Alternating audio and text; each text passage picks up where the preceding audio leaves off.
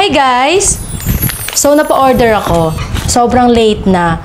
Sobrang late na nung dinner ko. Anong oras na ba? It's already 9:37 na. Pero, in-order ko tong food kanina is siguro mga 8:15. Kaso nga lang, 75 minutes bago mag-arrive yung order. So, halos isang oras and 15 minutes bago ko siya natanggap. So, na-order ko siya sa Manam, Ayala branch. Sino nga yung BTS na nag-solo concert dito? Last month ba or last 3 weeks ago yata? Kasi hindi ako ARMY. Tsaka hindi rin ako mahilig sa K-pop. Mahilig ako sa K-drama pero hindi ako mahilig sa K-pop. So, kanina bigla akong nagutom. And then, naghanap ako ng pagkain sa Grab. Nag-search ako kasi bigla akong nag-crave sa halo-halo. And then, habang nag-search ako ng halo-halo, bigla rin ako nag-crave sa pansit. And then, na-add to cart ko na yung halo-halo tsaka yung pansit. Tapos, bigla rin ako nag-crave sa lumpia. Ayun. So, eksakto, Manam yung lumabas na na store sa Grab. So, nakita ko may halo-halo na sila, may pansit, may lumpia. So, fresh lumpia yung in-order ko. So, let's go, eating time! Buksan muna natin ito. Ito muna, yung halo-halo muna. Pwede bang sirain na lang? Pwede bang sirain na lang kaagad siya? Ayan, buti na buksan din kaagad. First time kong mag-order ng food sa Manam. Hindi ko siya hinanap. Sadyang pagkapindot ko lang ng halo-halo, is Manam yung lumabas. So, syempre, trending siya ngayon sa Facebook dahil doon sa member ng BTS na nag-solo concert here. So, eto yung spoon. Ang cute naman ng spoon. So, ito yung spoon. Ang cute. Tapos, ito yung halo-halo nila. Nawala na. Natunaw na yung ice. Yan yung halo-halo nila. Natunaw na yung ice eh. Ako kasi, kahit may dessert na ako, mahilig pa rin akong mag-drinks. So, may drinks ako dito. So, ito yung drinks ko. Made in Korea. Made in Korea. So, sobrang tamis nito. Pero ang sarap. Siyempre, alam naman natin na kapag made in Korea talaga na foods, talagang gustong-gusto talaga natin yan. So, open na natin. Okay, dito ka muna. It's okay. Ilagay ko lang dito kasi malinis naman to. Kasi may free tissue sila. So, itong table, malinis naman to. Open na natin yung pansit tsaka yung fresh lumpia. This is the fresh lumpia, ang kinikrave kong pansit. So, first is open na muna natin yung pansit. Check natin kung, kasi, amoy pa lang te. Nakakatakam na. Amoy na amoy ko na. Sobrang nakakatakam talaga. Sarap. Ala. Ang sarap. Ito yung pansit. And then, open natin yung fresh lumpia nila.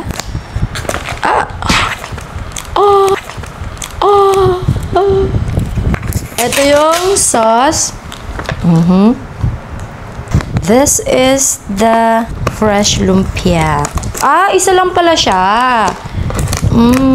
Okay. Ba't kasi sa picture, dalawa? Ito yung fresh lumpia, guys. Yung fresh lumpia. Itatry ko lang yung Manam. Kasi nga, nakita ko din kasi sa mga videos from Facebook and then TikTok. Nakita ko yung mga videos ng BTS na nag-solo concert here. Masarap nga daw yung Manam. And this is a Filipino food. So, start tayo sa pansit, mga ate ko.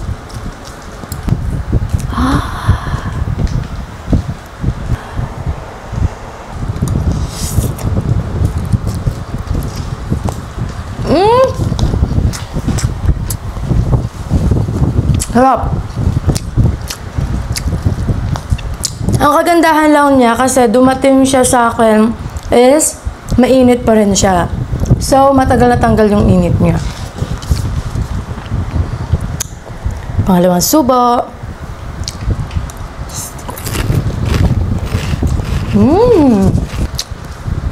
Promise, ang sarap. Walang halong biro. Third.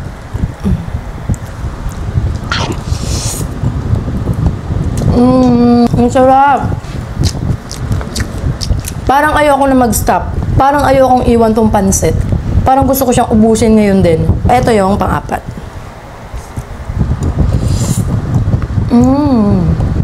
Last one. Ito gulay. May mga kasama siyang gulay.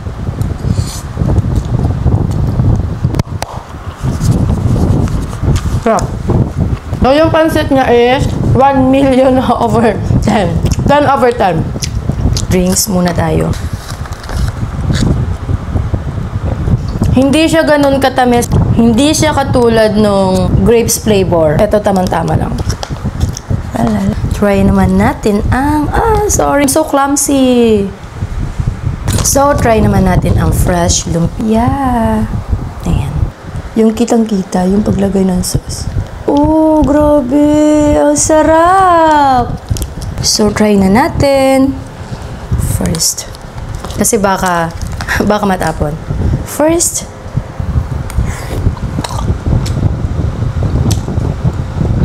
Kasi ako hindi ako mahilig sa fresh lumpia. Parang simula nung bata, ako pa lang yung second time kong kumain ng fresh lumpia. Ay, ba? Yung sauce ang sarap. Second bite pa tayo. May peanut, sarap ah. Ang laki naman, parang patay.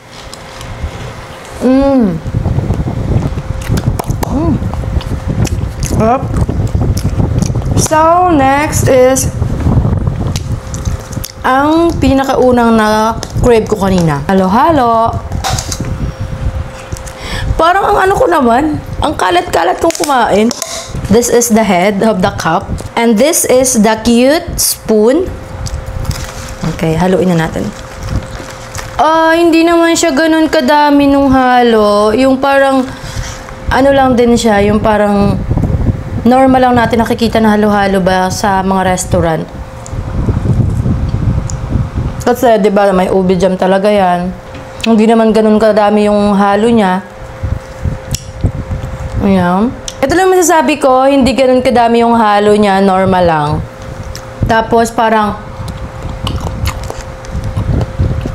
ice cream, ubi yung flavor, yan yung nagpakulay sa halo-halo. And then, nato de coco, kaong, beans, saging, langka, yun lang. And then, leche flan. Tapos, konti lang din.